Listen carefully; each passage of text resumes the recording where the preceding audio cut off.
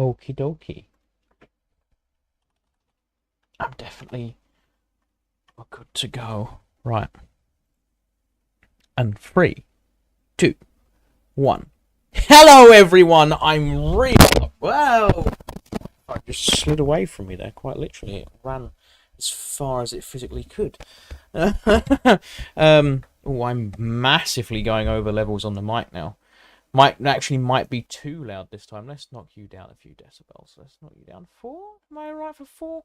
Let me know how the audio is doing, guys. Yes, Public Bear, I am late once again. Oh, I haven't even gone live on TikTok yet.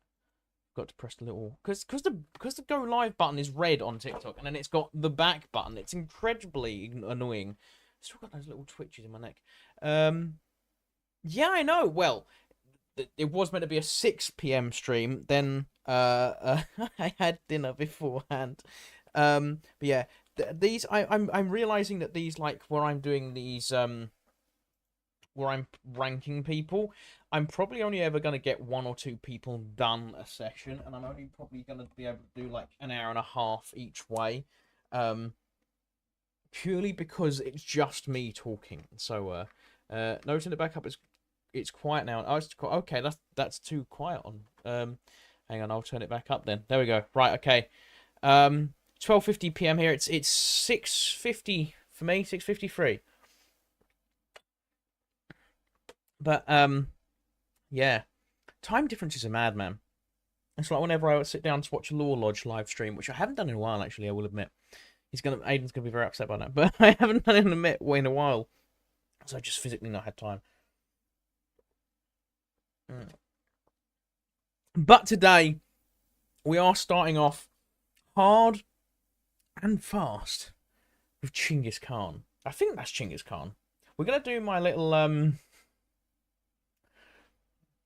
Where's the little search bar I normally get out? I don't want a back option. Normally you give me a little search option. And it's not coming up. Oh, there we go. Search images with Google. Right. I'm fairly certain this is Chinggis Khan. And I will say... Oh, hang on. What's the amount of hate? Oliver Stone's Alexander. I'm very confused about that one. Okay, right. We don't want timelines. I want someone... properly. But we're going to look for Chinggis Khan then, and we're going to look... Now, I know a decent amount about Chinggis Khan, which is why I'm saying Chinggis Khan instead of Genghis Khan. A lot of people is Carolus Rex Charles the...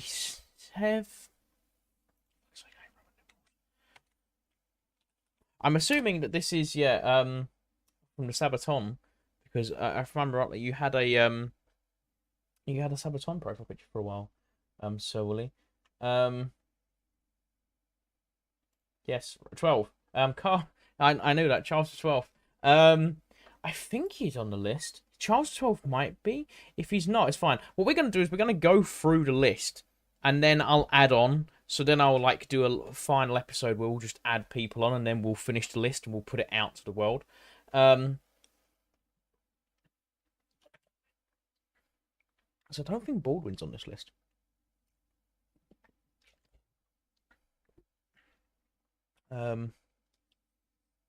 Jesus is. I saw Jesus on there.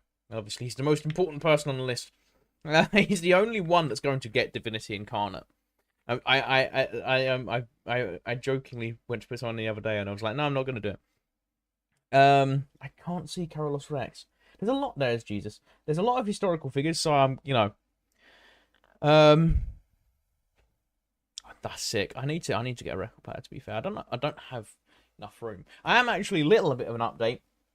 Obviously, the videos have been on hiatus for a long time. That's because I've been very busy with work. So you've just had me live talking about historical figures instead. I am back in post-production. I've ditched the video I was going to make on historic cinema about the Brendan Fraser film with the whale. I'm going to leave that for a while. I might come back to it in the future. But I am finishing off the post-production for the Selkie video. I'm going to write the script for that over the next few weeks, because I only really have the weekends now free to do that. I will film it, and I'm hoping to have a video out by the end of August. My new scheduled videos will be 2 or 3 a year, but they'll each be like an hour to 2 hours long. They will be long videos, and it will be mostly more of a hobby-centered thing. It won't be the hard, constant push for content, because I have to work now. The year of me trying to go full force for it has passed for, you know, for the foreseeable future. So, but the videos will be returning, fewer of them, but higher quality, and longer. And then I might splice them into shorter videos for your viewing pleasure. But yeah, let's get started. I'm hoping it's a Britannica or a Historica article. Excellent. Biography of Chinggis Khan. Oh dear. This one, I'm enjoying doing this series, because all I'm doing each week is learning about new things. I don't have to sit there and look at. I am in the works. Oh yeah, turn on all chat to the top chat. Well, I don't know why it sits at there you go, instead of top chat. I always forget to do that. I don't know why it's set to do that. I'm gonna have to go into settings and like fiddle with it so it doesn't automatically go into top chat. How are you doing for viewers today? One of the worst streams we've done so far. Let's go. To be honest, I actually prefer the high quality hour-long vids than your normal ones. Yeah, see, the YouTube ones. Oh, hang on, I forgot. I didn't notice. I didn't even notice people appearing on TikTok. Amadeus Leftover Yorkshire and Gravy with History Daily Live. Hello, Emma Jenkins over on the TikTok side. Glad to have you here. War 1648 is an interesting username. Hello, good to see you. Hi, Luke. Hi, Luke again. Ian.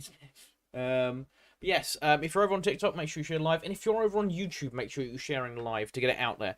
And obviously, YouTube is the best viewing platform as we're going through this. I have extended the screen slightly, so you're able to read a bit better as we're going through the historicals. But we're going to start off with Chinggis Khan or Genghis Khan, as people will get mad at me as we talk about this, because I pronounce it correctly as I've been instructed to, rather than the anglicization.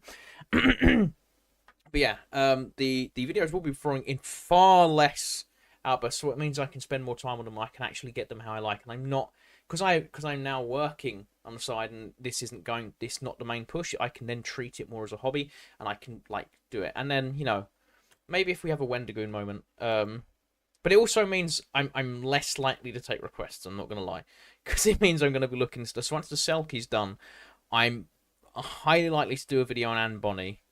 Highly likely to do a video on Anne Bonny at some point this year. I really want to do a video on Halloween and debunk like Halloween. I missed Easter. And I'm probably going to do a video on Killdozer going into more modern history, because I really want to dive into Killdozer. But yes, so Chinggis Khan, born in 1162 near Lake Baikal, Mongolia, and passed away on the 18th of August, 1227. Because I refuse to do the American the American dating system. Also, I forgot to say, Bernard Hill, King Theoden, rest in peace. Absolute legend of the acting world. He also played in Titanic. If you remember, I had Melissa Fairlady on a few months ago, and we spoke about Lightoller. Yeah, really sad. I'm not going to go into it too long, because I don't want to make the show too depressing. Although we are, to be fair, when I'm doing this tier list, every single episode is talking about people who have passed away. But yeah, if we get to an actors tier list, he would obviously, you know, I really wish that they would just have legends. They didn't need to put SS. It makes me so uncomfortable. I don't want to put anyone in there, because I just feel like I'm putting them in, like have this as the SS section, like, you know. Hi, Karl Marx, down there with the rest of the racists. I love jabbing Karl Marx. But yeah, rest in peace, Bernard Hill, absolute legend, and, you know, very sad to see him pass away. Yeah. his body, but as he said, his body is broken, and he moves with his father. He moves to be with his fathers now. He's also one of the few of the original cast that called out the Rings of Power, as well, which is, I think, is very, very impressive, very brave of him in a time when Hollywood is very, for lack of a better term, in goose step with each other.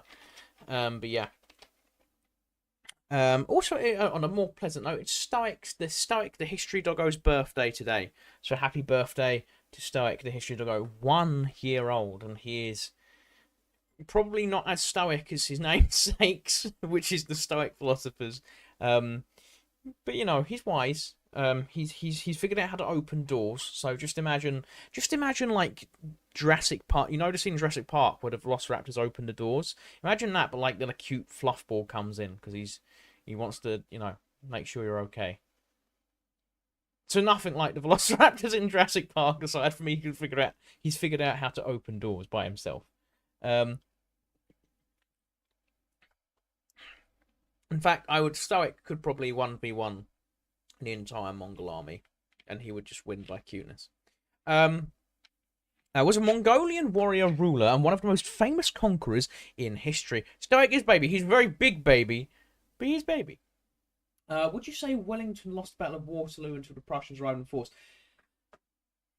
I tell you what, I'm going to recommend, it's not often I recommend anything communist, but I really recommend the Soviet-made film on the Battle of Waterloo. Because it's very, very accurate, and it's all Soviet army extras they used. Filmed in Ukraine, so that's a touchy subject. Unless you're Sony, and then you tell Ukrainians to go F themselves because they have to buy a PlayStation to play Helldivers 2. We're not going to... I mean, we can talk about Helldivers 2. We can talk about Helldivers 2. So it'll be a long rant, but we can talk about Helldivers 2 if you guys want to. But yeah, Sony can shove a cat... for legal reasons, I'm going to stop myself from talking. Would you say Wellington lost the Battle of Waterloo until the Prussians arrived in force? No. Napoleon lost himself the Battle of Waterloo. And that's going to be a controversial statement on all sides. The Napoleon simps, the Wellington simps, and the Prussian simps are all going to be very upset with me for making that statement. And the reason I make that statement is purely because it rained heavily the night before, and as we all know, the rain is the constant ally of the English armies. If it's raining, it means we're probably going to win. It rained heavily. I believe it was raining in the morning as well, and they were waiting for the storm to pass. And Napoleon wanted to launch an attack. He wanted to... Sorry, there's a bit of dirt on my screen. Napoleon wanted to go in. He was like, you know what? We need to get the show on the road. We need to get the attack going. He was correct. He did. They very much needed this push. They needed to go in and attack the English so that the English didn't have time to be reinforced by the Prussians. At the same time, Napoleon thought that this was safe because he had already sent off a decent chunk of his army to chase the remnants of the Prussians. So he thought the Prussians were on the run. He thought he had all the time in the world, and he made the mistake of being a genius commander who started listening to his advisors. He then delayed the attack, and the rest is history, because the English did put up a valiant defence. Wellington had the best defence he could muster at short notice, because you've got to remember, the stopping Napoleon's comeback was a very quick fire. Like Wellington was at a dance when, like, it was literally like the movie. Like, it's really weird how accurate that movie is. And you have to remember, most of that movie is the battle, so they were able to really dig in the nuances of it. Everything from the cavalry charges is spot on. I think History Buffs did a video on it ages ago, and he literally highlights how perfect that film is historically. Aside from a few things they said, you know, and there's a few very obvious communisty inserts in some of the lines of dialogue you see on the battlefield with the French, where they're like, "Why are we fighting imperialism?" And then you're like, "Oh, that's not something they would have said midway through the battle." They probably, you know, would have been more screams from mum and stuff. And also the geezer at the end doesn't yell "Merde." That wasn't actually. Well, I don't think he was actually at the battle. I might be wrong, but yeah, it was that delay and the fact that the Prussians did run around that won the battle. Do I think Wellington would have lost the battle if the Prussians hadn't showed up? I think it would have been he probably would have lost, but it would have been a very Pyrrhic victory for Napoleon. I don't think he would have come out of that unscathed. And at some point, unless the Second French Army spins around and realizes what the Prussians have done, or manages to catch up to the Prussians, there's no way Napoleon is surviving that. There's no that Napoleon was in a completely indefensible position by that point in his reign. Bearing in mind, like, he just came back. The people did love him, but there was also a growing movement of people who really were fed up with constant war. Because people always forget the general populace of a nation isn't going to want constant war. It's the rulers who want constant warfare so they can expand their domain. Which is why no government in human history has had the best interests of its people at heart. Because ultimately we are human and we're going to fight for our families and ourselves. So if you're at the top, yeah. So that's my very long-winded answer to what I could have just said. He probably wouldn't have won it if the Prussians hadn't shown up. But the rain is the English ally. If it's raining, run, because the English are going to win. It's why we struggled against the Zulus, because it was so sunny. Sounds like a menace, but the cutest. Let's get him get away with it. He does. I am a softie. I am a real softie. I'll let him go over a lot. Also, there's a woman in TikTok that does his makeup, apparently. I don't know. I mean, each to their own. As long as the dog's happy, it's fine. I would just be careful, obviously, that the chemicals don't poison the dog. But then again, most makeup brands are still testing their eye makeup by shoving sticks into bunnies' eyeballs. So, I sounded very vegan then. Nobody told that vegan teacher. I don't want her to fancy me and start talking to me. Didn't she get caught eating a burger? I'm getting distracted. I need to start. Would anyone be interested if I started clipping these live streams down? That's another thing I've debated doing. Taking 10-minute chunks out of live streams or thing. I mean, I could definitely convert them into shorts, definitely. There's software where you can actually take the shorts very, very easily. Yeah. Which is all AI generation stuff, which AI editing is something I'm actually very, very against. 7 founders of English with Scots. Sorry, I apologise deeply, Sir Wooly. I apologise. I should have brought it up. Yes, the Scottish were at Waterloo. I completely apologise for that. It's like Agincourt. The Welsh were there as well. People forget the Welsh were there. When I brought up, people like to forget how active a participant the Scottish were in the British Empire as well.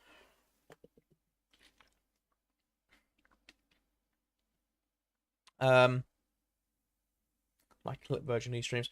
I'll look into it. I have I'm working 50 hours a week at the moment, so it's very hard. Because at the end of the weekend, you kind of want to chill out. Normally I play Helldivers. I've been playing a lot of Fallout recently. And I'm also still trying to finish off my book.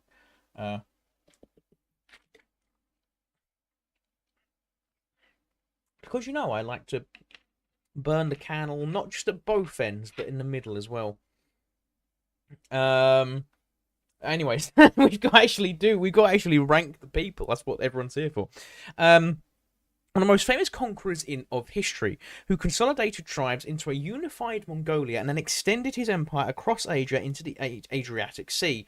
Genghis Khan was a warrior and ruler of genius who, starting from obscure and insignificant beginnings, brought all the nomadic tribes of Mongolia under the rule of himself.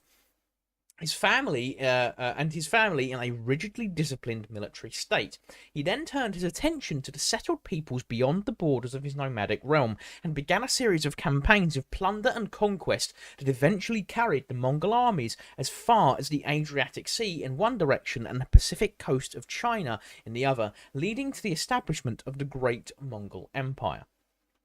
Historical background. With the exception of the saga-like secret history of the Mongols, 1240, the only non-Mongol sources provide near contemporary information about the life of Genghis Khan. Almost all writers, even though those who were in the Mongol service have dwelt on enormous destruction wrought by the Mongol invasions. One Arab historian openly expressed his horror at the recollection of them beyond the reach of the Mongols and relying on second-hand information from the relying on second-hand information. The 13th century chronicler Matthew Paris called them a detestable nation of Satan that poured out like the devils from Tartarus, so that they are rightly called Tartars. Very quick interjection that I just want to make. When he says poured out of Tartarus, he's referring to the ancient Greek version of hell, or what would be used. Tartarus would very much influence the modern Christian version of hell. In fact, I'm fairly certain there's some Christian sources that refer to hell as Tartarus. I love saying Tartarus as Tartarus. I don't know why. I think that's how Thingy says it in Assassin's Creed Origins. Because I can do a very bad Greek accent. If I listen to Assassin's Creed a little bit, I can do a very bad Greek accent. My Greek accent is not good. I'm very good at accents. My Greek accent's just not that amazing. Right, so Tartars. This is not proof of Tartaria. Okay, I know I upset everyone when I had to go at the Graham Hancock fanboys. The Tartarians are absolute nutcases that make flat earthers look sane. And they have a lot of cross-section, surprisingly. But yeah. Not Tartarians or whatever. They're Tartars because that was just what the region was called. He was making a play on words from the... Oh.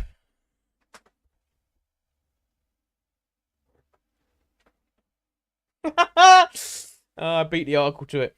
He was making the play on words with the classical words Tartarus, hell, and the ancient tribal name of Tartar, born by some of the nomads. But this account catches the terror. Hang on, my glasses are all sooty. We've got to do some adjustments live on air. Masses with big div.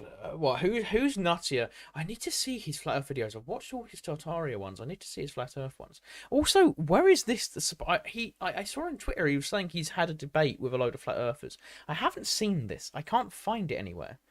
Is it on what channel is it on? It's all right, Sir Willie. Hope you can come back, and if you can't, you can always catch the stream later. But yeah. France and Scotland, the oldest allies in the world. Just don't ask those guys who Waterloo are. I will admit I am going to quickly apologise to the entirety of Scotland for the horrors of the English-Scottish history, because having to ally with France must have been a terrible thing to do. So yeah, it's on his personal account. That would make sense. I was looking on Law Lodge. Okay. Maybe I'll react to that. I'll ask Aiden if I can do a reaction stream to that. I know it's pointless, though. Reacting to a panel is kind of pointless. Because everything everyone's going to say is here. And as we've proven, I tend to get ahead of myself. He was making a play on the words of classical Tartarus, hell, and the ancient tribal name of Tartar, born by some of the nomads. But his account catches the terror that the Mongols evoked.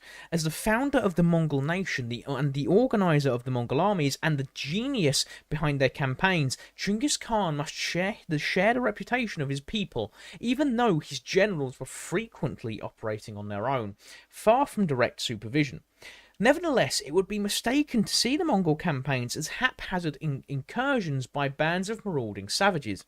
Nor is it true, as some have supposed, that these campaigns were somehow brought by a progressive desiccation of Inner Asia that compelled the nomads to look for new pastures. Nor again were the Mongol invasions a unique event. Genghis Khan was neither the first nor the last nomadic conqueror to burst out of the steppe and terrorize the settled periphery of Eurasia. His campaigns were merely larger in scale, more successful, and more lasting in effect than those of other leaders. They impinged more violently upon those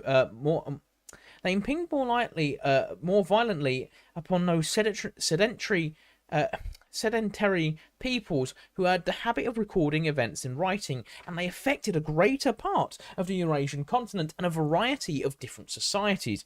Two societies were in constant contact, two societies that were mutually hostile, if only because their diametrically opposed way of life, and yet these societies were interdependent. The nomads needed some of the staple products of the south and coveted its luxuries. These could be had by trade, by taxing transient caravans, or by armed raids. The settled peoples of China needed the products of the steppe to a lesser extent, but they could not ignore the presence of the nomadic barbarians and were forever preoccupied with resisting encroachment by one means or another. A strong dynasty such as the 17th century Manchu could extend its military power directly over all in Asia. At other times, the Chinese would have to play off one set of barbarians against another, transferring their support and juggling their alliances so as to prevent any one tribe becoming too strong.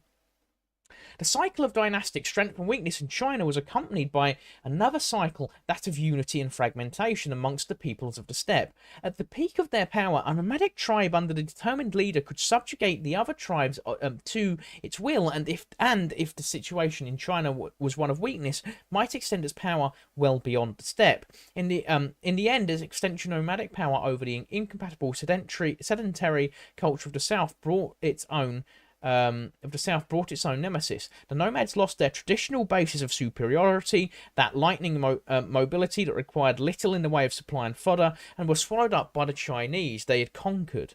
The cycle would then be resumed. A powerful China would re-emerge, and disarray and petty squabbling amongst ethereal chieftains would be the new pattern of life among the nomads. The history of the Mongol conquests illustrates this analysis perfectly, and it is against this background of political contrast and tensions that the life of Chinggis Khan must be evaluated. His campaigns were not inexplicable, natural, or even God-given, or even God-given catastrophe, but the outcome of a set of circumstances manipulated by a soldier of ambition, determination, and genius. He found his tribal world ready for unification at a time when China and other settled states were, for one reason or another, simultaneously in decline, and he exploited the situation. I do love your Minecraft series. I don't do Minecraft. I'm not gonna lie, I think that's someone else you're thinking of. Early struggles, how are we doing? I mean, to be fair, we're further into this. Just gonna mute this. We're further into this one than we were the other day. With St. Peter the Great took forever to get through. Oh, then again. I just noticed the table of contents. Early struggles. Various dates were given for the birth of Temujin, or Temujin, as Chinggis Khan was named after a leader who was defeated by his father, Yasugi. When Temujin was born, the chronology of Temujin's early life was uncertain, and he may have been born in 1155, in 1162, the date favoured today in Mongolia, or 1167. According to legend, his birth was auspicious because he came into the world holding a clot of blood in his hand. He is also said to have been of divine origin. Of course he was. Every great conqueror, leader, emperor, king is said to be of divine origin, is set up as this all-powerful being. Yeah. Gaming spoiled. They're probably thinking about the cat guy who you learned last. That guy you learned about last stream.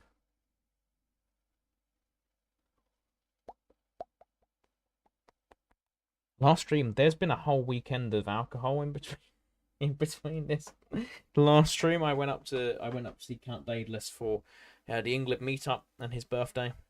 Also, happy late birthday, Count Daedalus. Probably. Oh, I am remembering now. Yeah, which one was the weirdo that we learned about? Wasn't it him? I mean, there's a reason he's down there. There's a reason he's down there. How have I... This is what I mean. We get, like, through 2 people each of these episodes. It's nearly half an hour into this live stream. it is half an hour into the live stream because we started on YouTube slightly before TikTok. Um, um, but yeah, there's every single great conqueror's got some kind of divine backstory to him. Alexander the Great's got one. Like obviously Genghis Khan has one. Fairly certain Alfred the Great's got one. He's like was anointed by God and stuff. Yeah. Hang on, just a second. Minecraft. What am I forgetting? I don't want to go through back from old. I have the memory of a wet platypus. That's why I can't remember. Let's just go carry on. Divine origin, first member of a grey wolf, born with a destiny from heaven on high. Yet his early years were anything but promising. When he was 9, Yusugi, a member of the royal Borgian clan of the Mongols, was poisoned by a band of Tartars. Oh, hello there. Over on TikTok. Was poisoned by a band of Tartars, other nomadic people in continuance of an old feud. With Yuzuki passed away and the remainder of clan led by the rival Choichat family abandoned his widow Julian and her children, considering them too weak to exercise leadership, seizing the opportunity to usurp power. For a time, the small family led a life of extreme poverty, eating roots and fish instead of the normal nomad diet of mutton and mare's milk. Two anecdotes illustrate both Temujin's straitened circumstances and more significantly, the power he already had of attracting supporters through sheer force of personality. Once he was captured by the Teochat, who, rather than killing him, kept him around their camps wearing a wooden collar. One night, when they were feasting, Temujin, noticing that they were being ineptly guarded, knocked down the sentry with a blow from his wooden collar and fled. The Teochat searched all night for him, and he was seen by one of their people, who, impressed by the fire in his eyes, did not denounce him, but helped him escape at the risk of his own life. On another occasion, horse thieves came and stole 8 of the 9 horses that the small family owned. Temujin pursued them, and on the way he stopped to ask a young stranger called okay, we're getting to the point in the video where my pronunciations are going to be horrific, so please don't click that. Borchu, if he had seen the horses, Borchu immediately left the milking he was engaged in and gave Temujin a fresh horse and set out with him to help recover the lost beasts. He refused any reward, but recognizing Temujin's authority, attached himself irrevocably to him as a short. Hang on, I'll have a look in Discord.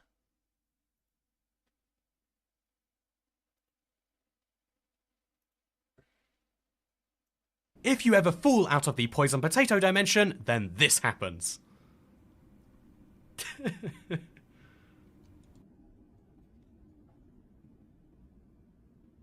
This is the Minecraft.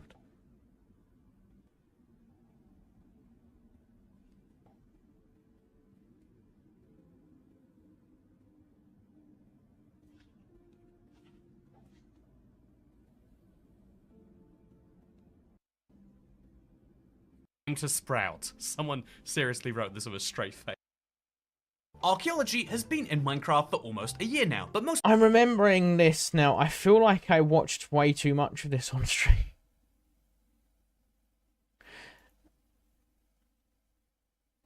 When Minecraft updates the game, world generation usually doesn't stay the same.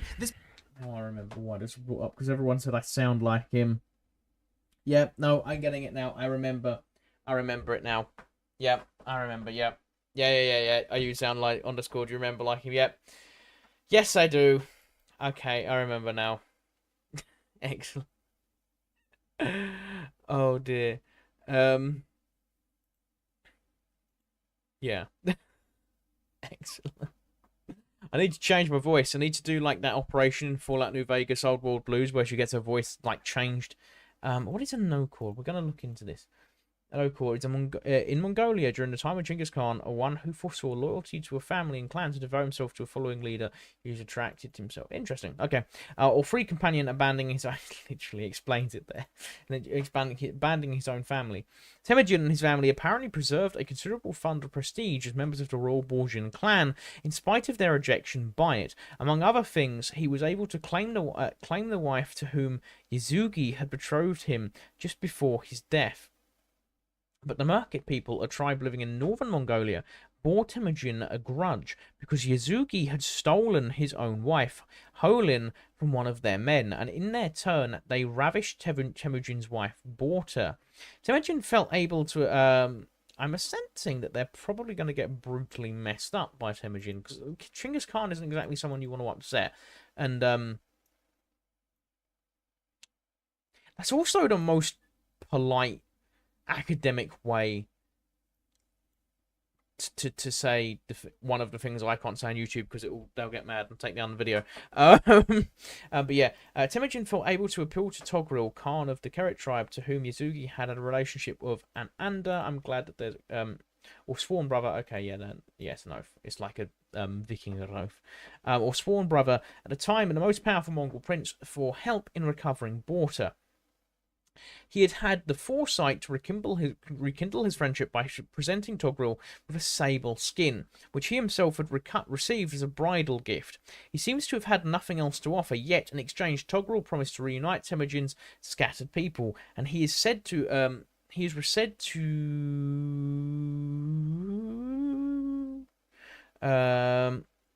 is said to have redeemed his promise by furnishing 20,000 men and persuading Jamuka, a boyhood friend of Temujin's, to supply an army as well. The contrast between Temujin's destitution and the huge army furnished by his allies is hard to explain, and no authority other than the narrative of the secret history is available. So there's one source for this.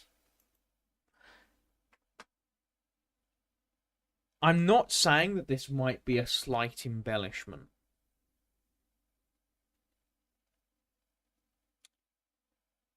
But I'm thinking it's a serious embellishment. That's what it sounds like. It's what it feels like. I have a feeling that this is a slight bit of an embellishment. Also, did I post to YouTube to say we're live?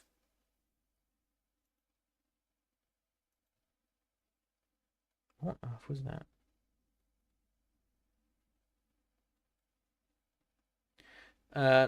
If Minecraft then gets brought up again, you should do a compilation every time you get mistaken for the Minecraft guy. I'm hoping it's not going to be too much. It's weird how eerily... Yeah, I have put a post up. Okay.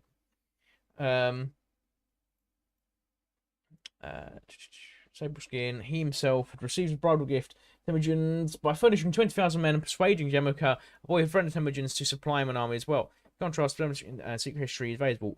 Rise to power of Genghis Khan. Anyways, I'm not seeing that. He's just going from complete destitution and then a quest to go and get your wife back, and then you get 20,000 men. I don't see that as happening. Like, you would have to be so incredibly fortunate and know such a successive series of people to get 20,000 men out of nowhere. I feel like there's just some gaps there. There's just some gaps. He owed someone something, or someone owed his family a debt or something. Like, that's the only way I'm seeing that happen. I'm just, yeah. The contrast between Rise Power Genghis Khan. With powerful allies and a force of his own, Temujin routed the Merkit, and with the helpful strategy by which Temujin was regularly to scotch the seeds of future rebellion. He tried never to leave an enemy in his rear, and years later, before attacking China, he would first make sure that no nomad leader survived to stab him in the back. Not long after the destruction of the Merkit, he treated the nobility of the Jurkin clan in the same way. These princes, supposedly his allies, had profited by his absence on a raid against the Tatars to plunder his property. Temujin exterminated the clan nobility and took the common people as his own soldiery and servants. When his power had grown sufficiently for him to risk a final showdown with the formidable Tartars, he first defeated them in battle and then slaughtered all those taller than the height of a cart axle and presumably the children would be expected to grow ignorant of their presumably, the children would be expected to grow ignorant of their past identity, become loyal followers of the Mongol. When the alliance with the Togrul of Keret had last broke down, and Temujin had to dispose of this obstacle to supreme power, he dispersed the Keret among the Mongols as servants and troops. This ruthlessness was not mere wanton cruelty. Temujin intended to leave alive none of the old rival aristocrats who might prove a focus of resistance, to provide himself with a fighting force, and above all, to crush the sense of clan loyalties that favoured the fragmentation, and to unite all nomads in personal obedience to his family. And when, in 1206, he was accepted as emperor of all the steppe peoples, he was to distribute thousands of families to the custody of his own relatives and companions, replacing the existing pattern of tribes and clans by something closer to a feudal structure. At least from the time of the defeat to the markets, Temujin was aiming at supremacy in the steppes for himself. This renewed friendship with Jamaica lasted only a year and a half, and then one day, while the two friends were on a march, Jamaica uttered an enigmatic remark about the choice of camping site, which provoked Temujin's wife Boudicca to advise him that it was a high time for the two friends to go their separate ways. What lies behind this episode is difficult to see. The story in The Secret History is too puzzling in its brevity and its elusive language to permit reliable explanation. It has been suggested that Yamaka,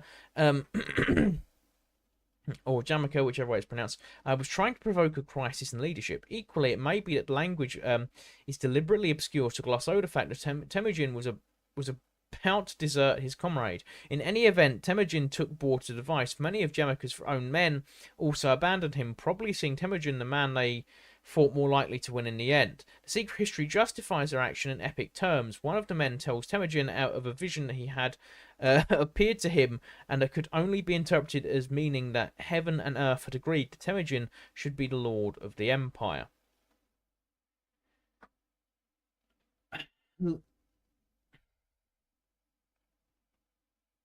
Let's hope this is not a Fields of Minecraft and Into the Littlewood situation.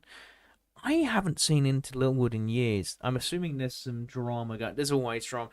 Like when it's Minecraft YouTubers, whenever someone like brings up something, I'm like, there's gonna be some nonsense going on. Minecraft YouTubers. But back to Genghis Khan. I think the Secret History stuff, it very much seems to fanboy over Genghis. That's what I'm getting. Hang on, sorry.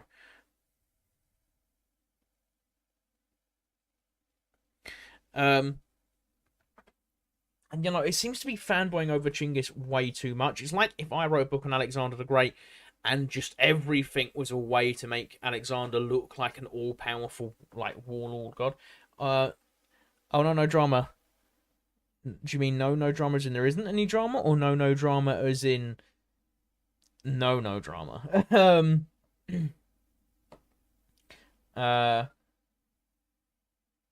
it going? Yeah, the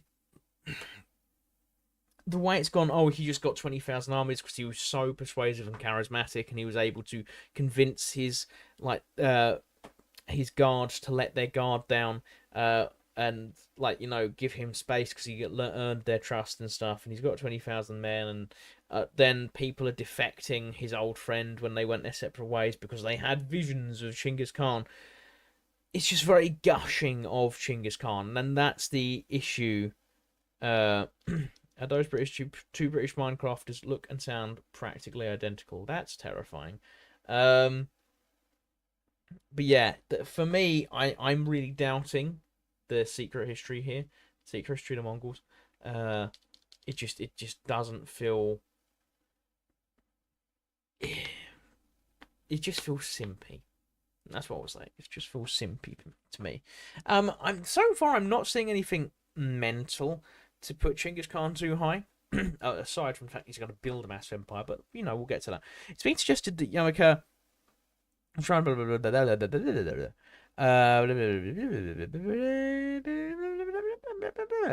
at the situation in a more down-to-earth way, the interplay of facilitating loyalties of the steppe may be discerned. The clansmen knew that what was afoot, and some of them hastened to move over to Temujin's side, realizing that a strong leader was in the offing, and it would be prudent to declare for him early on. The break with Jamaica brought about a polarization within the Mongol world that was to be resolved with the only disappearance of one or the other of the rivals.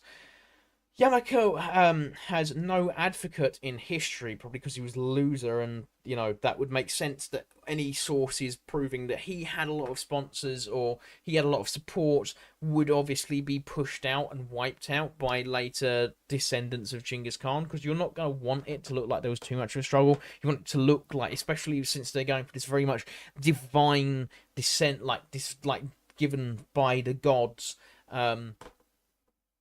who come down and, in Game of Thrones terms, be the stallion that mounts the world sort of thing. And that's what they were going for. So they don't really want there to sound like there was too much conflict. They want it to sound like Genghis Khan, Temujin, was always geared up and was going to easily take over because he just automatically had support because he was from the gods.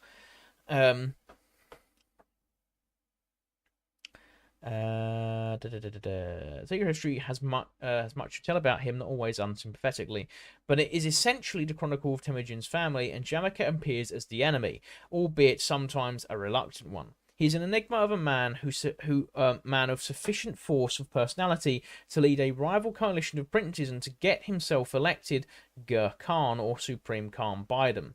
He was an intriguer, a man to take the short view, ready to desert his friends, even turn on them, for the sake of a quick profit. But for Temujin, it might have been within Jamaica's power to dominate the Mongols, but Temujin was incomparably the greater man, and the rivalry broke Jamaica. Clan leaders began to group themselves around Temujin and Jamaica, and a few years before the turn of the century, some of them proposed to make Temujin Khan of the Mongols. And, the term in which they did so, promising him loyalty in war and the hunt, suggest that they were all looking for was a reliable general, certainly not the overlord he was to become. Indeed, later on, some of them were to desert him. Even at this time, Temujin was only a minor chieftain, and as is shown by the next important event narrated in the secret history, a brawl at a feast provoked by his nominal allies, the Jurchen princes, whom he later massacred. The Jin Emperor in northern China too looked on him as of no great consequence. One of the reversals of policy characteristics by their manipulation nomads, the Jin attacked their on-time allies, the Tartars. Together with Togrul, Temujin seized the opportunity of continuing the clan feud and took the Tartars in the rear. The Jin Emperor rewarded Togrul with the Chinese title of Wang, or Prince, and gave Temujin an even less exalted one. And indeed, for the next few years, Jin had nothing to fear from Temujin. He was fully occupied by building up his power in the steppe and posed no obvious threat to China. Temujin now set about systematically eliminating all rivals. Successive coalitions formed by Jamaica were defeated, and the Tartars were exterminated. Togrul allowed himself to be manoeuvred by Jamaica's intrigues and by his own son's ambitions and suspicions into outright war against Temujin, and he and his Kerit people were destroyed. Finally, in the west, the main ruler, fearful of rising power of the Mongols, tried to form yet another coalition, and in participation of Jamaica, but was utterly defeated and lost his kingdom. Jamaica, inconstant as ever, deserted the Naiman Khan at the last minute. These campaigns took place in the few years before 1206 and left Temujin the master of the steppes. In that year, a great assembly was held by the river Onion, and Temujin was proclaimed Chinggis Khan. The title probably meant universal ruler. So very similar to like Restitutor Orbis that Aurelian got, where he became, the restorer of the world.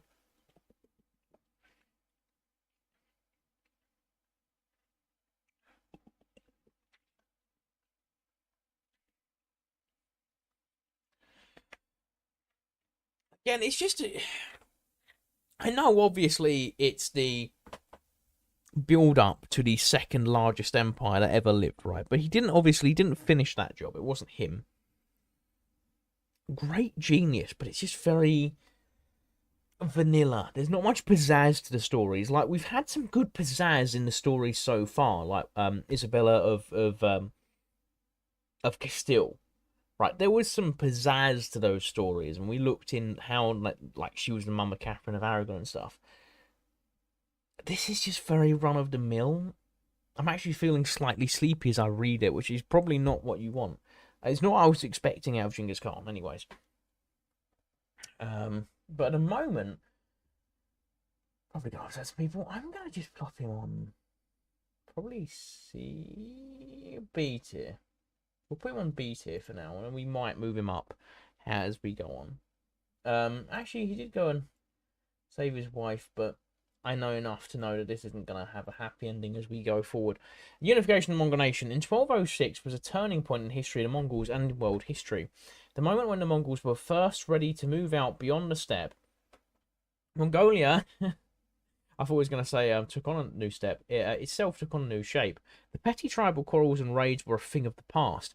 Either the familiar tribe and clan names had fallen out of use, or those bearing them were to be found subsequently scattered all over the Mongol world, testifying to the wreck of the traditional clan system and tribe system. A unified Mongol nation came into existence as the personal creation of Genghis Khan through many vicissitudes.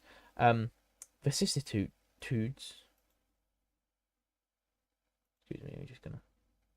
Vicissitude. Vicissitude.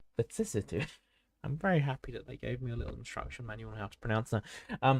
Many vicissitudes, feudal disintegration, incipient refuge, blah, blah, blah, and colonial occupation has survived to the present day. Mongol ambitions looked beyond the steppe, and Genghis Khan was ready to start his great adventure of world conquest. The new nation was organised above all for war. Genghis Khan's troops were divided up on a decimal system and were rigidly disciplined, and were well equipped and supplied. The generals were his own sons or men he had selected, absolutely loyal to him. That's I get that, it's a good idea. It's just a little that's sounding a little bit Stalinist to me, because obviously Stalin did the purges to ensure that everyone around him was 100% loyal, and it wasn't necessarily that they were the best person for the job. It was just either they were the only ones left alive, or it was who he wanted because they were loyal to him, and that was the only deciding factor in if he would have them work for him, or if he would have them well, removed, shall we say. But yeah, so that's just a little bit Soviet to me. But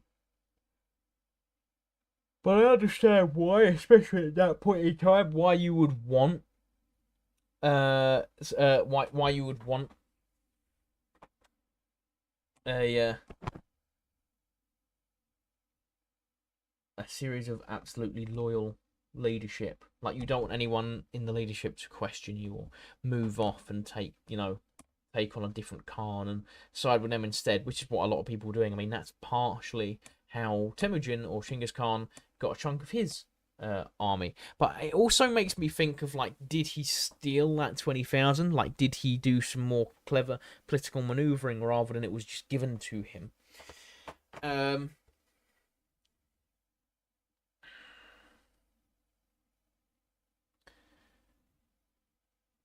might, looking at the time, how long did we go for last time?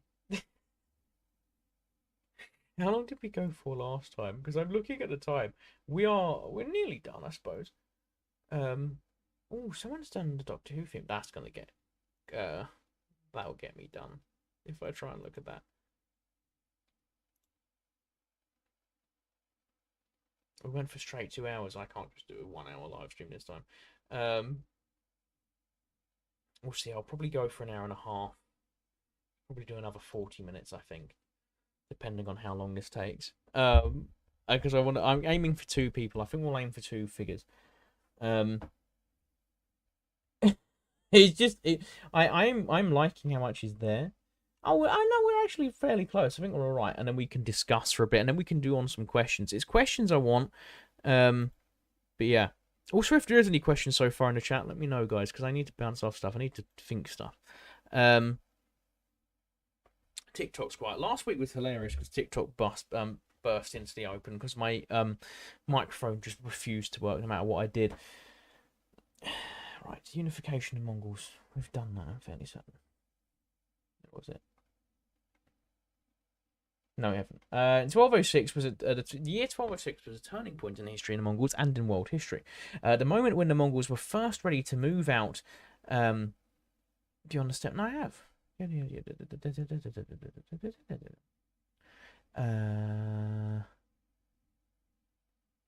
I've completely lost my place. This isn't good. Boomer mode.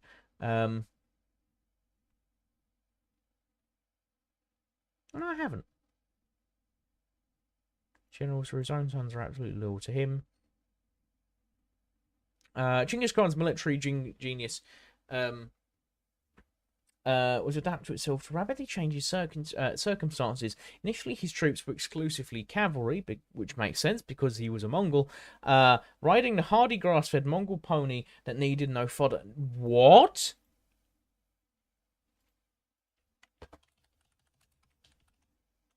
No way. Have you heard about the rumors that NASA found about sharks on one of Jupiter's moons? Hang on, we'll get to that in a second. You're telling me the Mongols built an empire on ponies?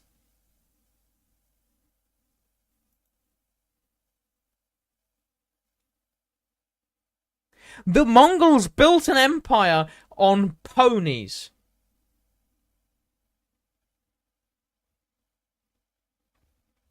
Genghis Khan was a brony. I can't believe it. Surely it's more big and powerful than that.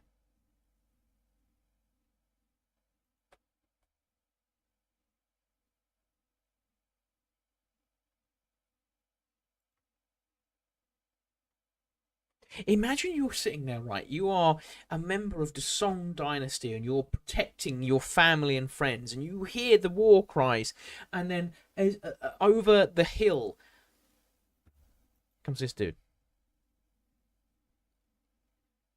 And then he still wipes out your entire family and city and burns it to the ground. It's like, you're a Mongol now. Imagine getting up to heaven and they're like, what happened to you? And you have to explain to them. You have to explain to them that you got taken out by My Little Pony. And that would also be terrifying. How strong are those horses? They're about... It's tiny! It's tiny! That's what she said to me. But it's tiny! That's mental. They conquered... What? How much of the planet did the Mongols conquer in the end?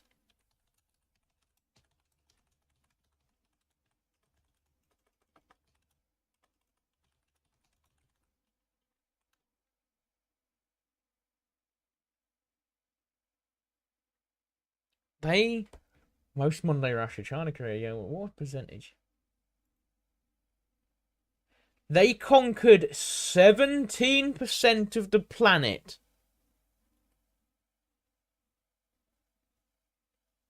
On a horse that's shorter than me.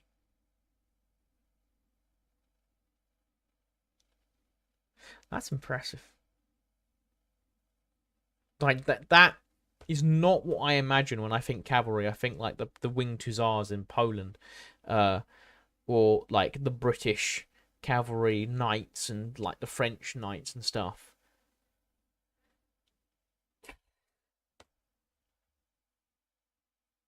Okay. I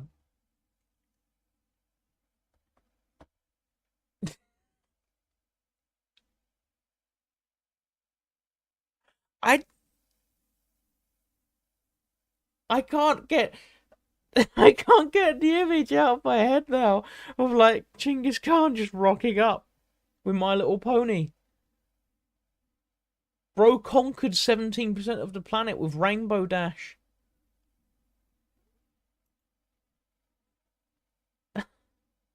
Have you heard that rumors that NASA found sharks on the Jupiter and the Moon? I need to look this up. NASA finds sharks on Jupiter's moon.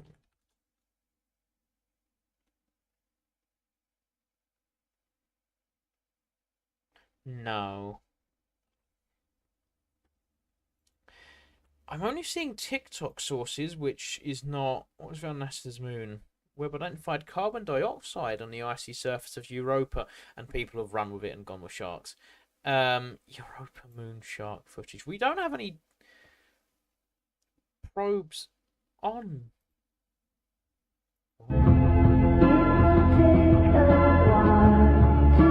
Oh, that's copyrighted. That's definitely copyrighted. Yeah, we don't have any. We don't have any video probes on Europa, to my knowledge. I feel like everyone's just getting very. Not that prick. This is Europa, and next year, NASA is sending a probe to see if life is hidden beneath this icy crack. Between this and a hot iron. Okay. Yeah, don't think there's actually sharks. Can TikTok not have copyrighted music for 5 seconds? Yeah, no, I wasn't going to. I was just. People on TikTok get very excited very quickly. I.e., the world was going to win because of the the eclipse that we've seen at least 6 times in our lives. Like, but yeah. There's always some news article going, this solar eclipse falls on a blood moon and was prophesied by Pharaoh Zebazes V, who built the secret pyramids under the Antarctic ice caps. Like that's the sort of headlines you get, and then the TikTokers run with it like, did you see the ice caps built pyramids? Yeah. Well, that's woke me up a bit. Okay, right. We passed the grass-fed ponies. Love the audio. I'm hoping. I think it's better than it was last time. To be fair. Yeah. Before. With such an army, other nomads could be defeated, but cities could not be taken. Yet before long, the Mongols were able to undertake the siege of large cities using mangonels. These are sick. Hang on, I need to show you mangonels. Like, it's so cool.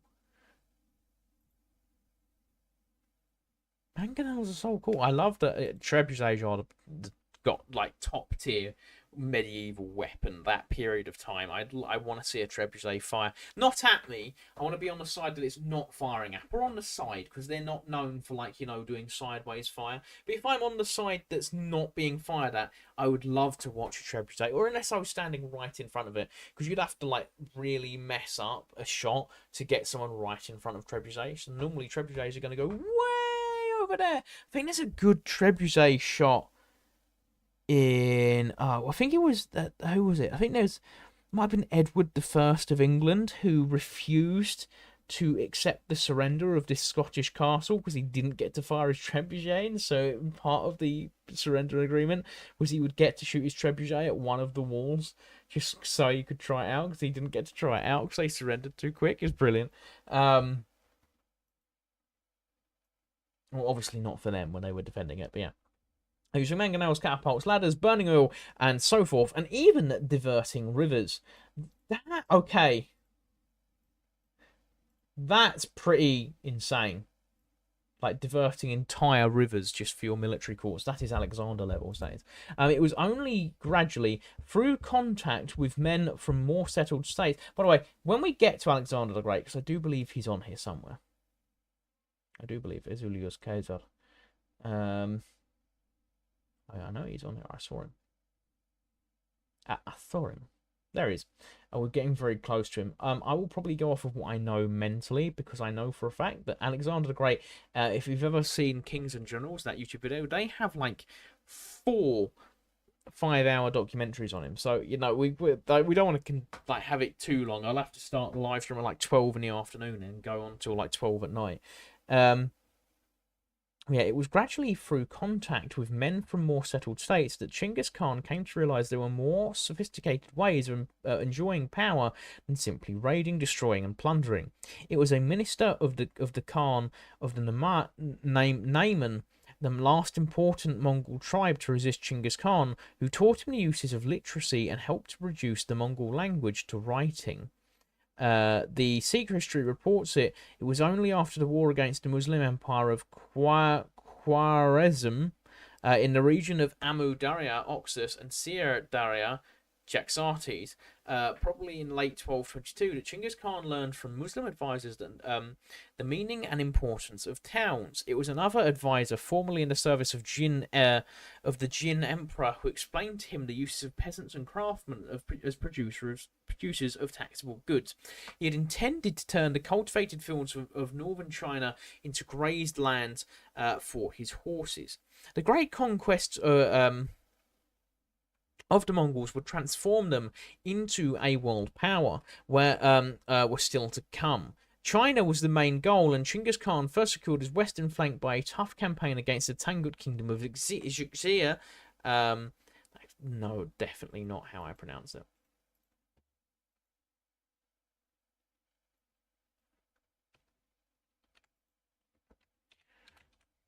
Pronunciation.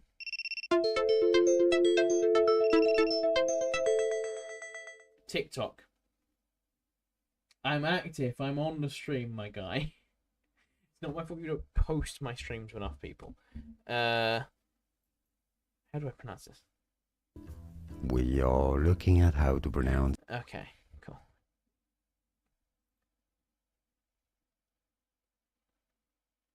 History. By the time Kublai was born in 1215, Genghis had flattened the Xixia, crushed the Jin dynasty. Xixia. But the Tangut kingdom of Xixia, a northwestern border state of China, and then fell upon the Jin Empire of northern China in 1211. In 1214, he allowed himself to be brought off temporarily with a huge booty. But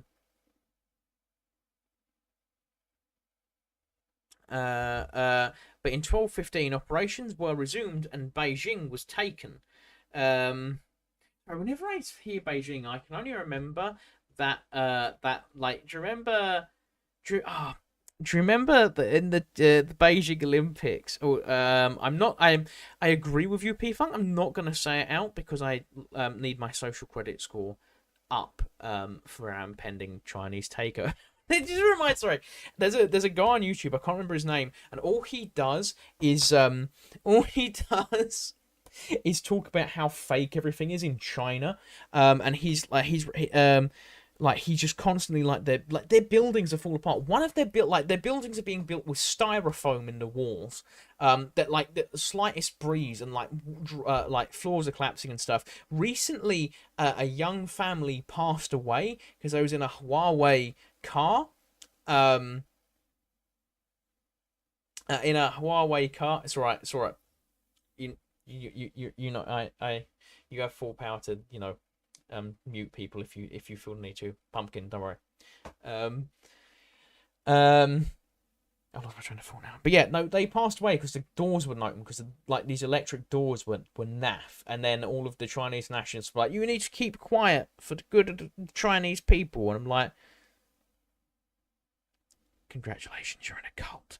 But yeah, but anyways, whenever I hear Beijing, all I can hear is that like Beijing Olympics song. We're like, Beijing, Beijing, I love Beijing, and I remember as a kid, like watching that, and then I do you know me Pumpkin?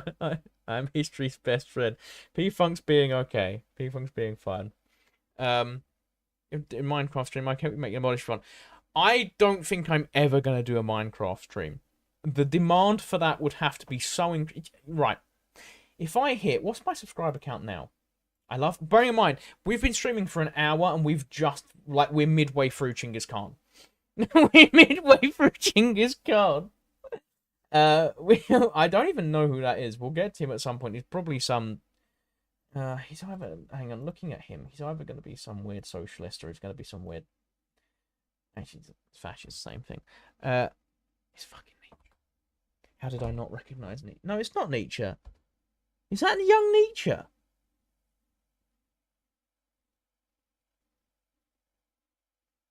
I'm not going to lie, because if I'm only going for an hour and a half, because if I do Nietzsche, this is going to be a 2-hour stream, solidly. And there's a lot. These guys quite liked Nietzsche. Well, he didn't. Nietzsche's views aren't actually as in... We'll get to that when we do Nietzsche, but Nietzsche's views aren't actually like... These guys well, these guys specifically took it and ran with it.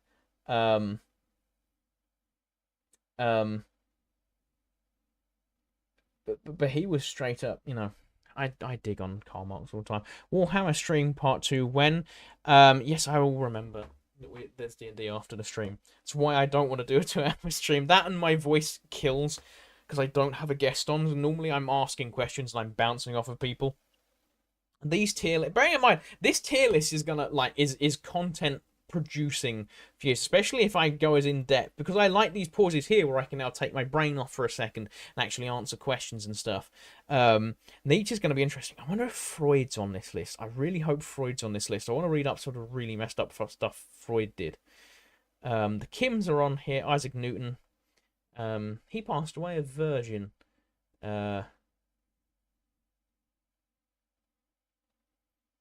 There we go. I just thought I'd leave that in awkward silence to let that sit there. Yeah, there's so many people on here. So many people I know a lot about. I'm learning stuff about Genghis Khan that I didn't know. And yes, I'm actually very happy that no one's got mad at me. No one's got mad. We did immediately. Why is that up there? We did immediately go in on the tier list on the first episode. We just immediately, obviously, on the bottom tier, atrocities that should never have been born, I put Karl Marx, Hitler, Goebbels. I think that was Heydrich.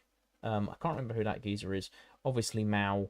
If you've got a forehead that bad, at least. I mean, the Kims are down there, so they'll be down here.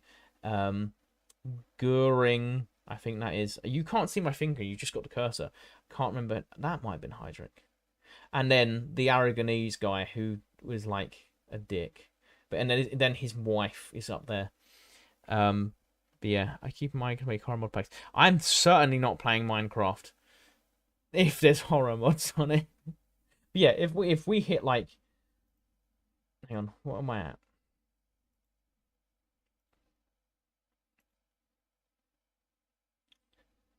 If we hit 6,000 subscribers by the end of May, I'll play Minecraft live on stream. That's the deal, right? Let's get Genghis Khan out because he's 1 hour 11 minutes. And I'll stop because the last one we did was 2 hours long, and by the end of that, my throat was so sore. Kim Il Sung's based AF, apart except for all not based stuff. I actually edited because obviously I edit for another YouTube channel now. I edited a video on Kim Il Sung recently, which is a very interesting guy. And it's, again, looking back, going to the Beijing thing, how communism is so clearly a cult.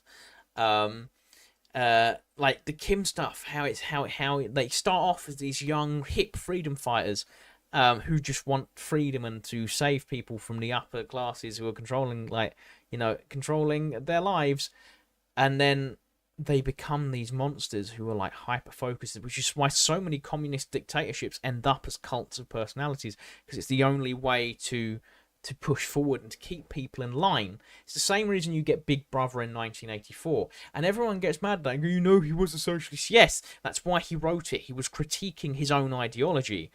It's a bit like if you go on Count Dankula's Twitter feed. Count Dankula has recently had a beef with the Libertarian Party of New Hampshire. but yeah, which is, you know, because libertarians can get a bit cult-like as well. I'm not gonna lie, but I don't do politics here. I'm just looking at the history of everything. That's why I'm being very careful on what I'm saying politically wise. But yeah, which I think is also why communism lends so well to China, because like you had East Asia as a whole, you have leaders like, which is one of my things, and one of the reasons I am really close to putting him on S tier.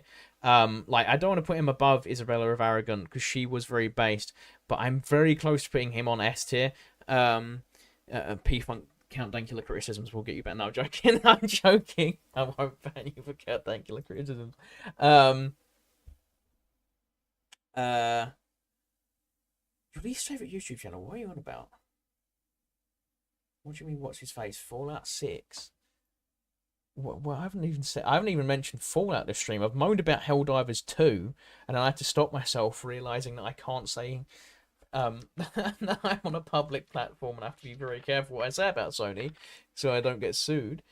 Okay.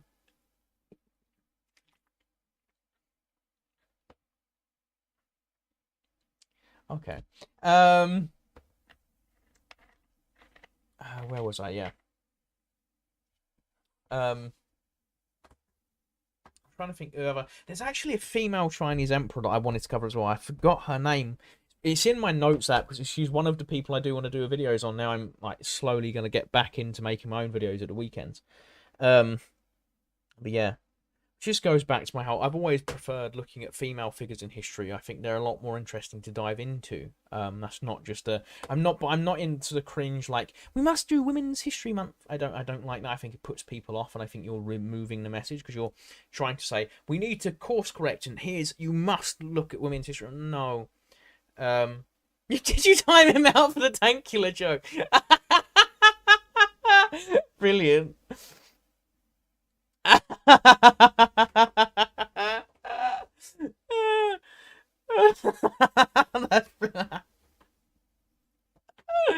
That's hilarious. Very painful. Oh dear.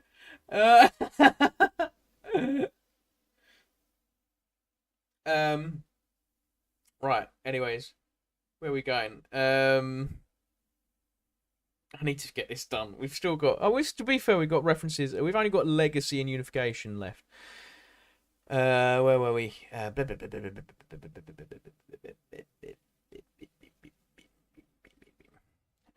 yeah, Jijia in 12. Beijing was taken. Subsequently, the more systematic subjugation of northern China was in the hands of his general. Why I don't like it when I see the chat suddenly moving very quickly. Pumpkin Benito. Don't. The mod team can do what they want. There's a reason. Well, bearing in mind, everyone is in the chat, and if you're watching this, but everyone that has mod abilities is set to the maximum level of mod abilities, which means like a lot of channels don't do that. I just give my mods free reign, and then afterwards, like if they ban people, you can like message me on Instagram, and I'll maybe consider unbanning and stuff. And my mods have free reign, and I would be. Well, yeah, my mods have absolute free reign to do what they want. So you've got to be careful in the chat, guys. Give me mod history. There is no way.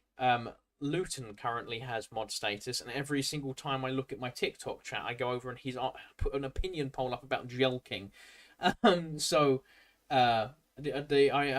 only people I think have mod status on here are Combat Wombat, not Count Dankula, Count Daedalus, Pumpkin, Luton.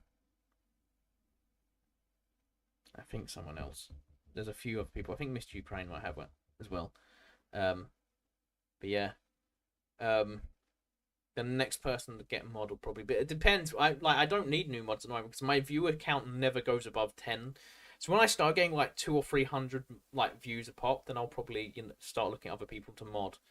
Because at that point it will be. Because the issue is, it's I would do a completely open free speech thing, and that's if I get around to start streaming on Rumble and Kick and stuff, like dual streaming, then I would be more open about it. I wouldn't really care what's said on a Rumble chat, and I wouldn't really care what's said on a Kick chat. Exactly, Pumpkin is the loyal head mod, like because she's always in every stream, always making sure that it's safe and sound. it goes above 10 would you?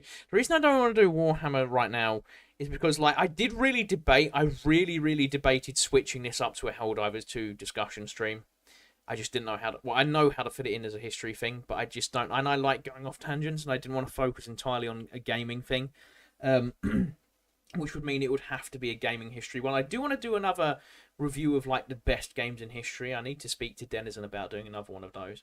Because the last one we did was, like, a year ago, and I want to see if our views have changed slightly. If you don't subscribe to Denizen TG already, you definitely should. He's a brilliant geezer. We haven't done a lot of stuff in a while.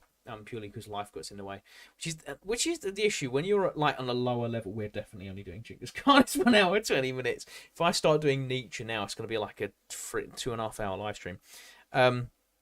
Usually when you're a very small content creator, is getting everyone together to do stuff, because big content creators, that's their job. So they're like, hey, do you want to hang out and do this? Yeah, cool, brilliant, we've both got content out of that. Yeah, it's just the downside of being a smaller creator, because you have to focus on your main primary job. My main primary job is editing documentaries.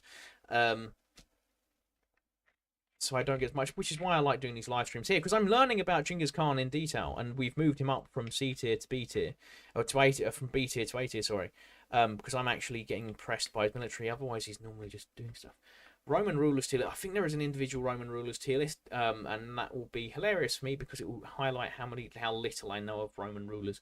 Yeah, the reason I don't want to do Warhammer streams at the moment is because that fan base is on fire, and it is in complete civil war. I haven't seen a civil war this brutal since the Star Wars fan base fell apart, and which is why you now have you have 3 factions really. You have Star Wars fans, the expanded universe fans, Disney Star Wars fans, and that entire fandom's on fire, because you get into a conversation and you're all happy and bunny rabbits, and then someone mentions Disney Star Wars, and like it's just not a mentally like good argument.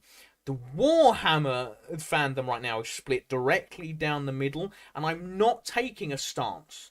I'm not going to say what side I fall on, because the second I do, I'll get clipped and I'll be on Twitter. And one side's going to brutally murder me. It's not the side that's on the side of Warhammer's choices. But it's like the Warhammer fandom is on fire right now, and I don't really want to get involved with it because people are going to ask my opinions, and I don't want to give my opinions on it because I'm nowhere near educated enough on Warhammer. I do have a slight side. But I'm just nowhere near opinionated. It's like if someone asked me, hey, can you do a video on like the intricacies of Balkan politics between the 1920s and 1950s? No, because the only thing I know about Balkan politics was that the Yugoslavia completely fell apart because a man shoved a bottle up his arse. Warhammer isn't really going to civil war. It lasted 2 weeks. Most people agree with me.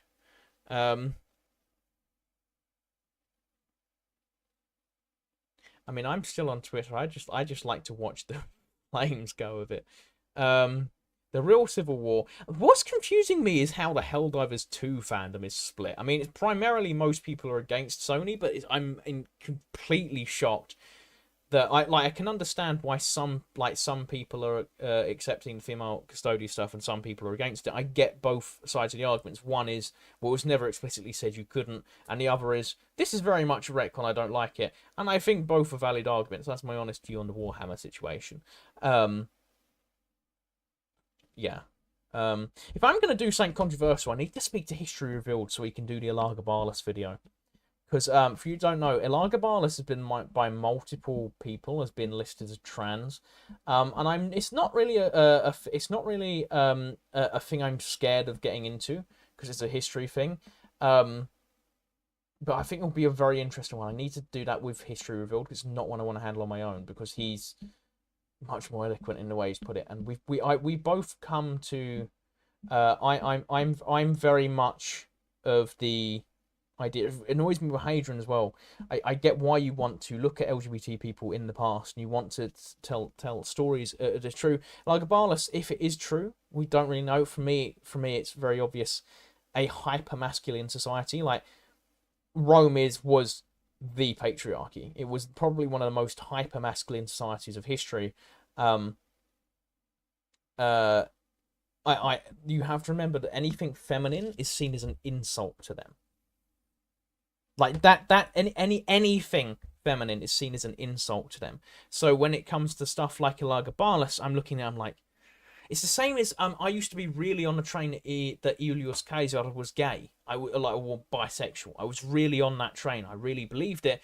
And then I was speaking to Aiden Mattis on a podcast. I think it's still on this channel, where we was looking at. I was like, I think it might have just been his enemies, because what ticked me off about that was he was described as being on the receiving end. YouTube and TikTok. I was very careful with my words there. Don't ban me. Like that. Why am I doing the visualization? You have to remember the enemies of these people are trying to get them out of power, trying to make them look bad historically, because the Romans were always erasing the past emperors because they wanted to erase them from history. They did it to Carthage. Ask a historian or an archaeologist how much we know about Carthage. It was what the Romans left us, because the Romans rewrote the history of Carthage. What we know about Carthage is entirely based on what the Romans said about Carthage, because they eradicated the city. They tried to wipe it from history, and then they salted the earth. There's a famous quote from one of the Roman generals who realised this is going to happen to Rome one day, because Carthage was a great city. I've gone a complete tangent, and this is why we've only done Chinggis Khan in one episode. Anyways, Chinggis Khan himself was compelled to turn aside, what was my actual point about that? When you're looking at people like Hadrian and Elagabalus, even if they did turn out they were actually a part of the LGBT community, they're not people you want in it. Like Hadrian, unalived a lot of Jewish people and was a bit of a nonce, and Elagabalus was frying snakes into crowds and putting people in rooms with lions. Like, these weren't good people. I'm not gonna lie, they're not good people. We're back on topic too. Also, a not good person. Because did you know? Actually, because I haven't brought it up yet. And it's really starting to annoy me. He had a massive harem. Chinggis Khan had a massive harem of women that he would constantly go around and sleep with, just walk in. And you'd think, oh, that's a bit degenerate, mate. Except they were all captured sex slaves. So.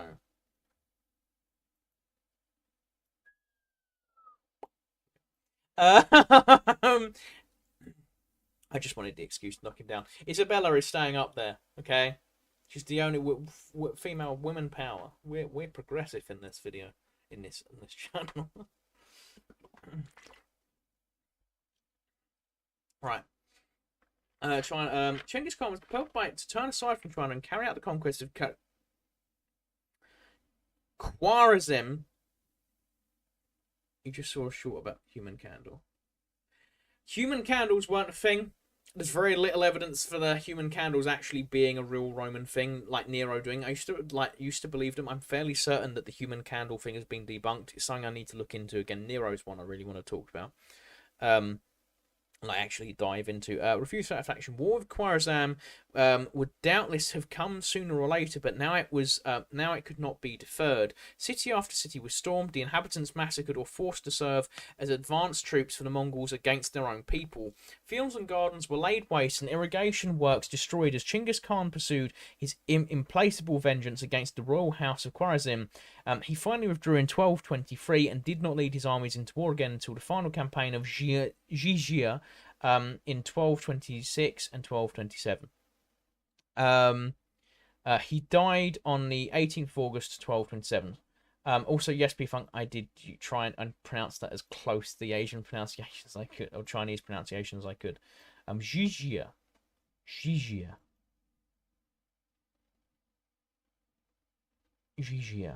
I need to work. My Essex accent does not allow me to pronounce stuff.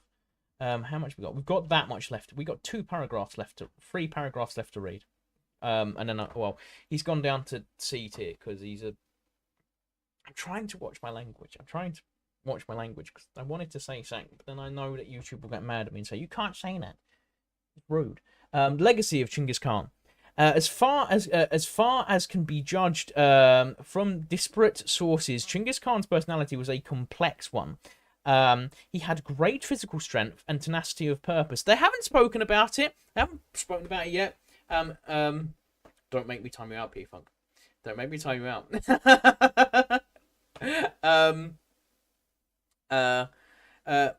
But he was terrified of dogs. Chinggis Khan as a boy was terrified of dogs. Absolutely horrified of them.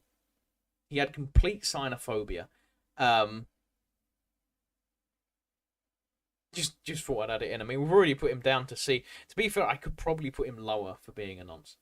Did you just get banned? No, I think he's just been muted. It normally comes up on my thing if there's been a ban.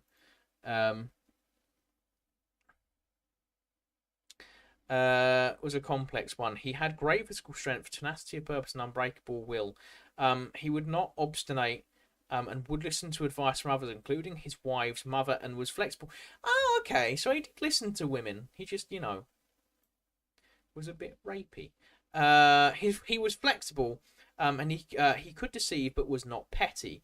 Again, the main quality and the reason the harems of sex slaves. He had a sense of value of what's time whistle? What the fuck's a time whistle? Sorry, I just see the chat in the corner of my eye. What the fuck's a time whistle? He had a sense of value and loyalty, unlike Togrul or Jamaica. Wow! Wow, the person who wrote this did not like those two. It's written by the issue is, and we'll get to this at the end as I rank, like after he's finished ranking. Enemies guilty of treachery towards their lords could expect short shrift from him, but he would exploit their treachery at the same time. He religiously minded, carried along by his sense of divine mission, and in moments of crisis he would reverently worship the eternal blue heaven, the supreme deity of the Mongols. So much is true his early life. So much is true of his early life. The picture becomes less harmonious as he moves out of his familiar sphere and comes into contact with the strange settled world beyond the steppe. At first he could not see beyond the immediate gains to be got from massacre and rapine. I'm assuming that means what I think it's referring to. And at times was consumed by a passion for revenge. Against what? You saved your wife in like the first 5 minutes of the story. He saved his wife in the first 5 minutes. How many people do you want revenge against, Chinggis? Because there's a lot of people that definitely like go up to the afterlife, the Mongol afterlife. I guarantee there's a lot of people who wanted revenge against Chinggis Khan. That's all that said. They said at the end of the day, he was a bit of a dick.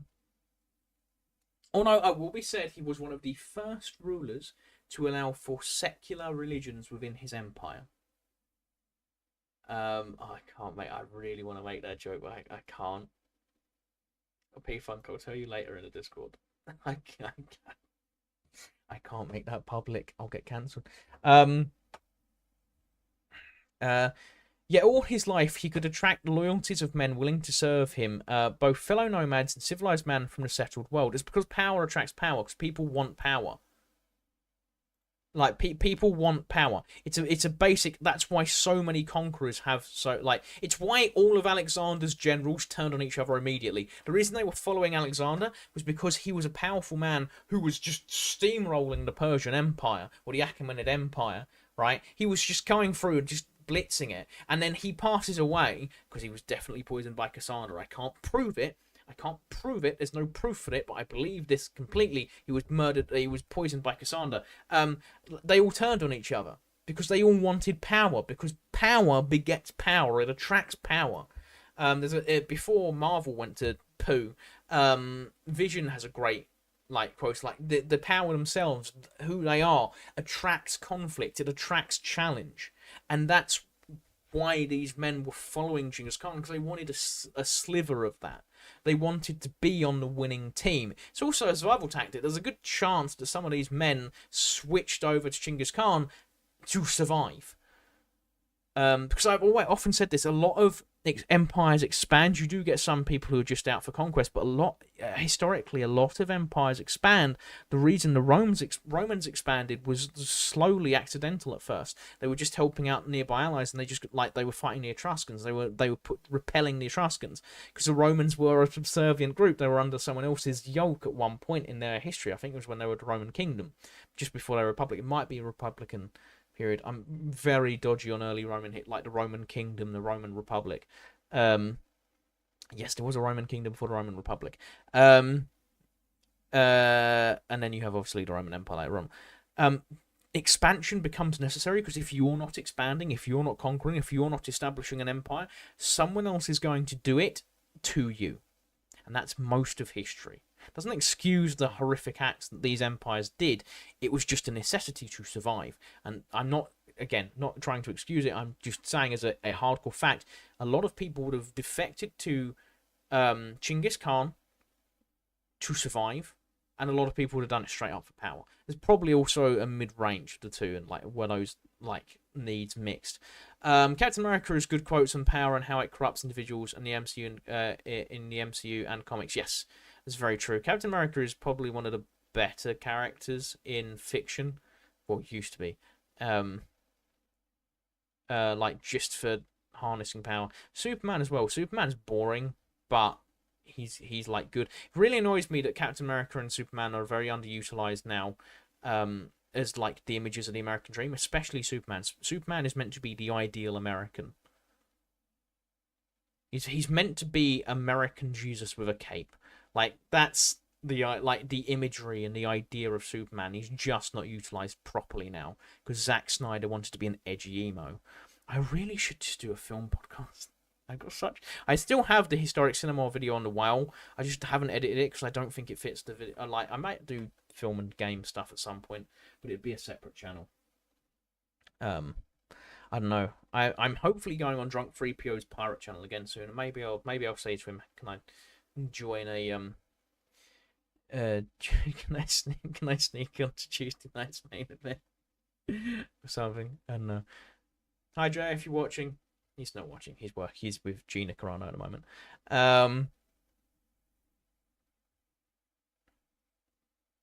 Ideal is muscly whites. Right, we're not diving into that conversation. We're not diving in. I was using media literacy, like the idea, like being a good person, a good Samaritan, helping people, working a 9 to 5, having a nice family, having a nice love life. That sort of thing. The American dream. He is the personification of the American dream. The same as Captain America.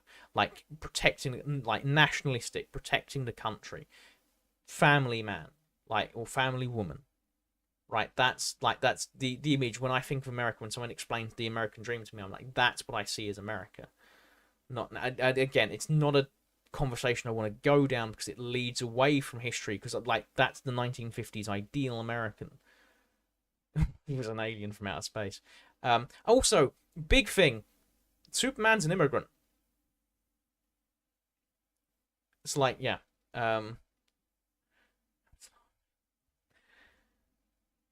P-Funk, be careful, because you are bordering on YouTube will get mad at us. Like, if I've got a big chat flood where it's not noticeable, it's fine.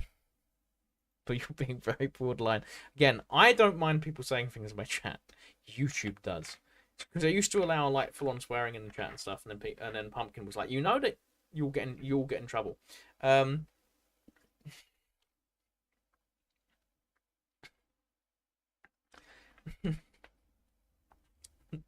Superman is staying where he is. I can't believe you. Fuck's sake.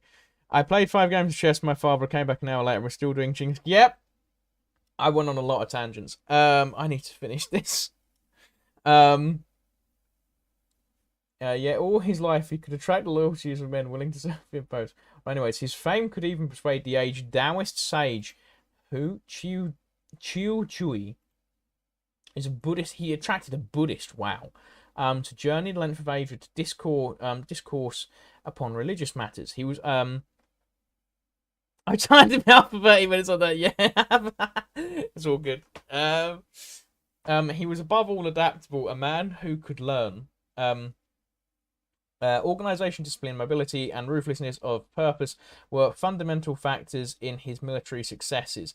Massacres of defeated populations with the resolute terror were weapons he regularly used. His practice of summoning cities to surrender, an organization of methodical slaughter of those who did not submit, has been described as psychological warfare.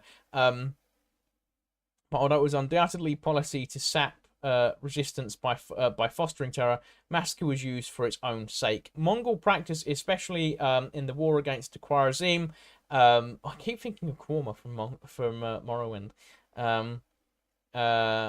was to send agents to demoralize and divide the garrison and the populace of an enemy city, mixing threats and promises. The Mongols' reputation of frightfulness often paralyzed their captives, who allowed themselves to be killed when resistance or flight was not impossible. Indeed, the Mongols were unaccountable. Resistance brought certain destruction, but the bulk, now from Afghanistan, population was slaughtered in spite of prompt surrender from tactical reasons. That's brutal.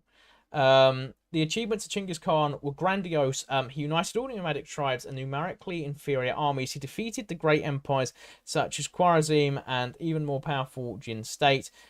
Yet he did not exhaust his people. He chose his successor and his son Ogadai, and with great care ensured his other sons would obey Ogadai, and passed on to him an army and a state full of vigor. At the time of his passing, Chinggis Khan had conquered the land mass extending from Beijing to the Caspian Sea, and his generals had raided Persia and Russia. His successors would extend their power over the whole of China, Persia, and most of Russia. They did that, and they did what he did not achieve, and perhaps never really intended. That is, to weld their conquest into a tightly organized empire. The destruction brought about by Chinggis Khan survives in popular memory, but far more significant, these conquests were but the first stage of the Mongol Empire, the greatest continental empire of medieval and modern times, because it did last a while. It just shattered quite quickly. Okay. Giant harem of sex slaves, very bad. Brought a lot of death and destruction, but he obviously, you know, religious scholar, first person to allow secular beliefs and stuff. Just to annoy the Chinggis Khan fanboys, we're going to keep him on sea. He did a lot of great things. He built the largest land empire in history. He built the second largest empire in history, beaten only by the British. Yeah. Any questions before we go, and I'll disappear off, because it is 8:30, and I've been going close for 2 hours when I said I was only going to do one. But yeah, we managed to get an entire episode just on Chinggis Khan. So yeah, any questions? Are we good? I'll let it sift through quickly. Disappear off, because it is 8:30, and I've been going close for 2 hours when I said I. Okay, but Beacher is better because of the pony thing. Well, because of the Chinggis Khan, right? That's true. All right, because he built an empire on ponies. By the way, if you weren't here earlier, we are gonna just look at the Mongol ponies one more time. Imagine getting absolutely throttled by a guy on a tiny little horse.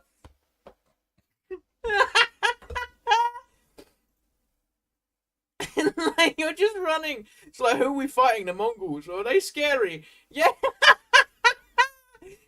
Oh, you got absolutely violated by a man riding a pony.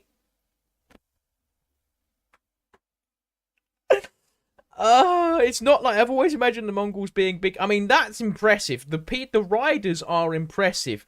The horses are just not. Like, I think, like, this is what I think of when I think of cavalry. Like, big, bulking, strong horse.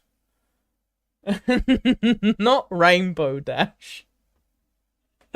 Right, anyways, with that, I must say, I hope you all enjoyed the fact that I spent nearly 2 hours on Genghis Khan. I had many tangents. His vanilla when he gets to conquerors, but the ponies thing just bumped him up to one. Yeah, I'll admit his story is actually very plain overall. I'm not gonna lie. His entire story is he united the tribes and that's it. He's basically these are vanilla. He's basically like you want to have a leader who's a Crusader Kings 2 or 3 leader, like that storyline. He's very much in the European Universalis leader sort of thing, just in the background. He's just there, you know. And he did some awful, horrific things. Pardon me. Like, let's be fair, most of the people were doing horrific things at that point in time. But yes, anyways, I would just like to say thank you all for watching. Hope you all enjoyed, and I'll see you in the next one.